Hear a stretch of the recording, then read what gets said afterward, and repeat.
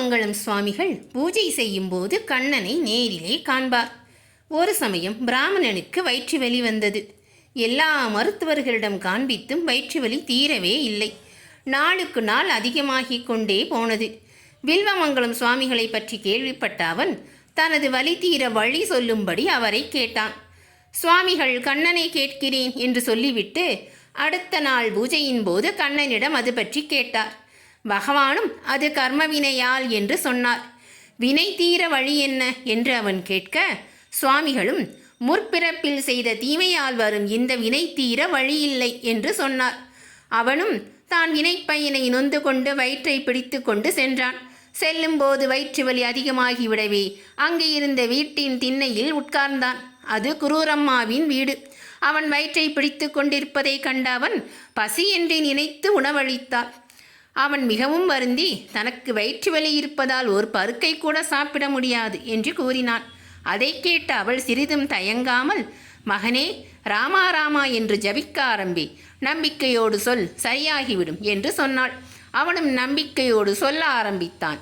அவள் எப்போதும் ராமா கிருஷ்ணா என்று நாம ஜபம் செய்வதால் அவளை விட சிறந்த குரு வேறு யார் இருக்க முடியும்? சிறிது நேரத்திலேயே வலி சற்று குறைந்தது போல் இருந்தது. அவனிடம், சரி, நீ அருகிலுள்ள குளத்திற்கு சென்று கிருஷ்ண நாமத்தை சொல்லிக்கொண்டே முங்கி குளித்து விட்டு வா, சாப்பிடலாம் என்று சொன்னாள். அவனும் அவ்வாறே கிருஷ்ணா கிருஷ்ணா என்று சொல்லிக்கொண்டு முங்கி எழுந்தான். என்ன ஆச்சரியம்! அவனது வயிற்று வலி முற்றிலும் நீங்கிவிட்டது. அவன் குரூரம்மாவின் வீட்டிற்கு சென்று மிக்க மகிழ்ச்சியுடன் உணவை உண்டுவிட்டு நன்றி கூறிவிட்டு புறப்பட்டான். அதன் பிறகு அவன் பக்தியுடன் எப்போதும் ராமநாமத்தையும் கிருஷ்ணநாமத்தையும் ஜபித்து வந்தான். ஒருமுறை கதா காலட்சேபத்தின் போது வில்வமங்கலம் சுவாமிகளை கண்ட அவன் இந்த சம்பவத்தை கூறி குரூரம்மாவால் தனது வயிற்று வலி தீர்ந்தது என்று சொன்னான். அடுத்த நாள் பூஜையின் போது சுவாமிகள் கண்ணனிடம், கண்ணா, நீ இப்படி செய்யலாமா?